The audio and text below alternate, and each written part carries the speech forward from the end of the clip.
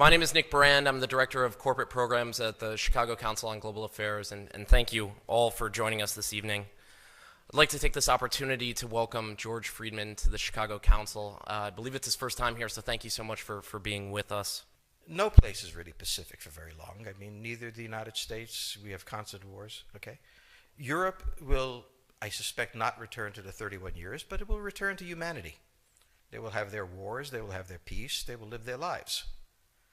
It will not be 100 million dead, but the idea of the European exceptionalism, I think, is the one suffering the first death. There will be conflict. There was conflict in Yugoslavia, and there's certainly conflict now in Ukraine. As to the relationship to the United States, we no longer have a relationship with Europe. We have a relationship with Romania, we have a relationship with France. There is no Europe to have a relationship with. Yes, the gentleman in the fourth row over here. Excuse me. By the way, I'm a subscriber. Thank you. Is Islamic extremism really the major threat to the United States, and will it die on its own, or will it keep growing? It is a problem to the United States. It is not an existential threat. It has to be dealt with, but it has to be dealt with proportionately. We have other foreign policy interests. So, the primordial interest of the United States, over which for a century we have fought wars, the First, Second Cold War, has been the relationship between Germany and Russia, because united they are the only force that could threaten us, and to make sure that that doesn't happen. If you're a Ukrainian, is essentially reach out to the only country that will help you, which is the United States. Last week, 10 days ago, General Hodges, Commander U.S. Army Europe, visited Ukraine. He announced that U.S. trainers would now officially be coming, not just unofficially coming.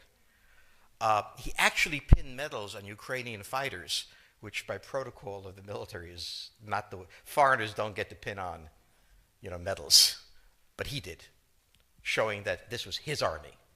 He then left and in the Baltics announced that the United States would be pre-positioning armor, artillery, and other equipment in the Baltics, Poland, Romania, and Bulgaria, which is a very interesting point.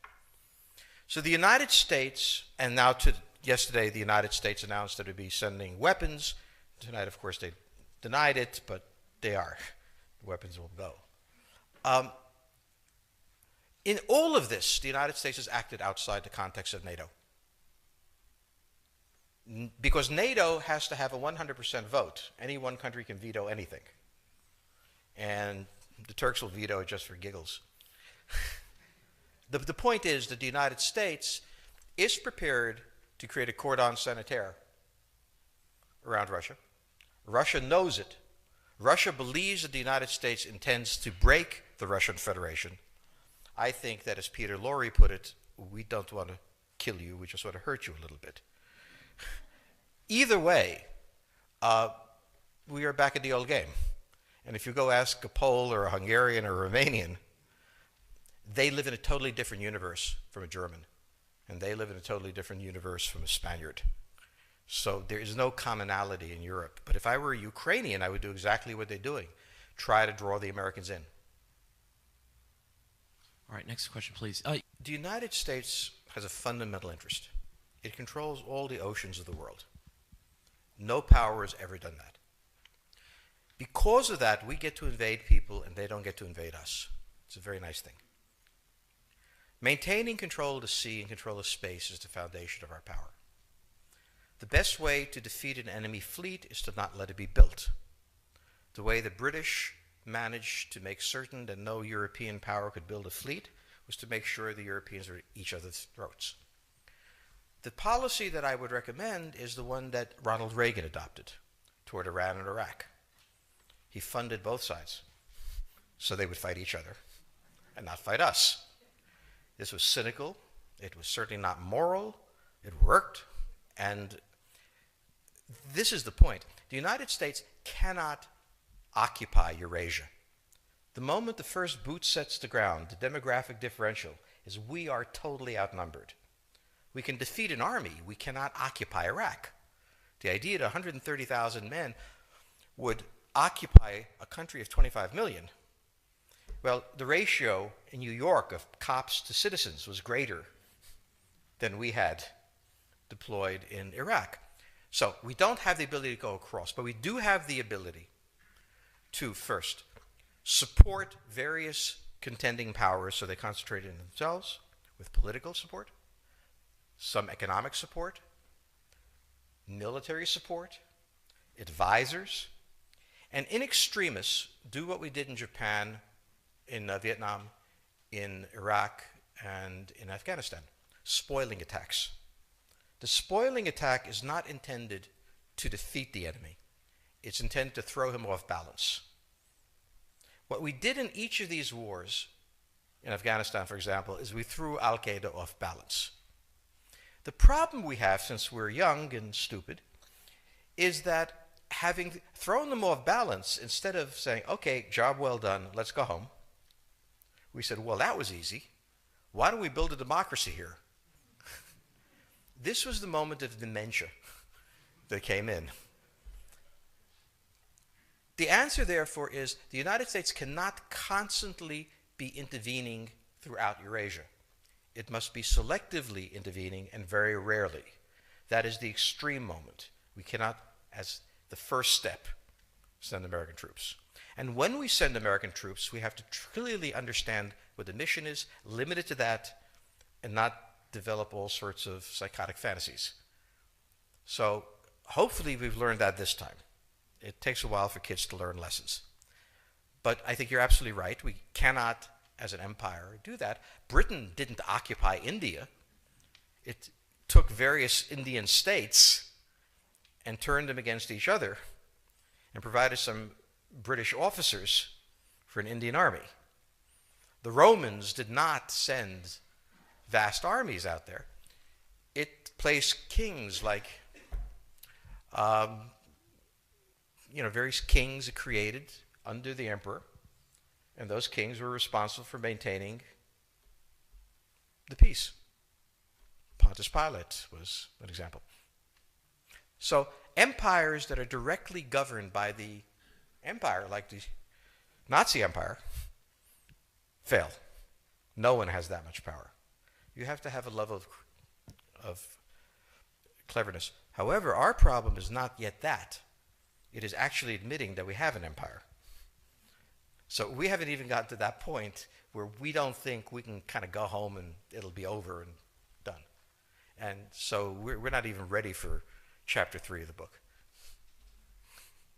Next question, please. Yes, the gentleman right here in the fourth row.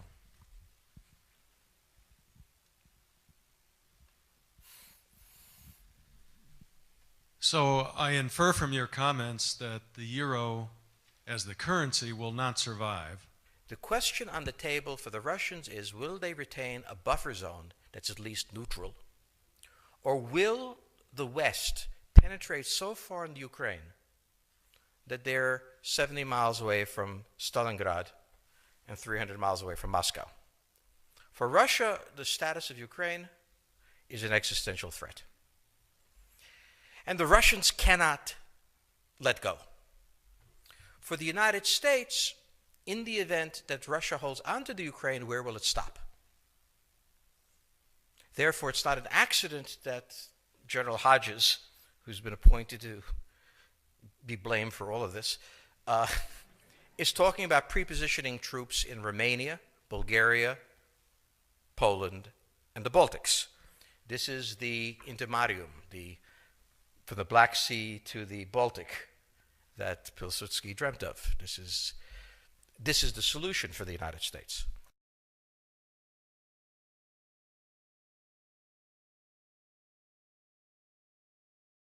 The issue to which we don't have the answer is, what will Germany do? So the real wild card in Europe is that as the United States builds this cordon sanitaire, not in Ukraine, but to the west, and the Russians try to figure out how to leverage the Ukrainians out, we don't know the German position. Germany is in a very peculiar position. Its former Chancellor Gerhard Schroeder is on the board of Gazprom. They have a very complex relationship to the Russians. The Germans themselves don't know what to do.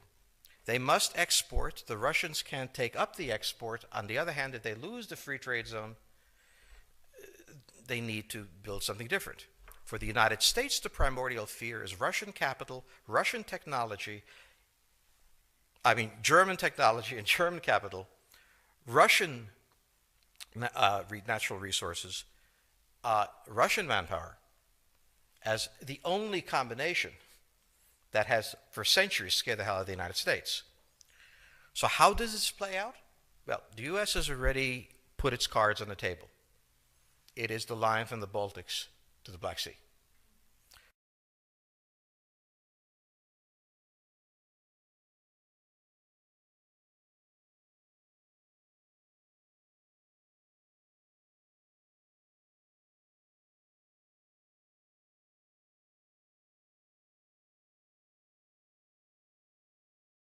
For the Russians, their cards have always been on the table. They must have at least a neutral Ukraine, not a pro-Western Ukraine. Belarus is another question. Now, whoever can tell me what the Germans are going to do is going to tell me about the next 20 years of history. But unfortunately, the Germans haven't made up their mind. And this is the problem of Germany always. Enormously economically powerful, geopolitically very fragile, and never quite knowing how to reconcile the two. Ever since 1871, this has been the German question, the question of Europe. Think about the German question, because now it's coming up again. That's the next question that we have to address. And we don't know how to address it. We don't know what they're going to do. And unfortunately, that's all we have time for this evening.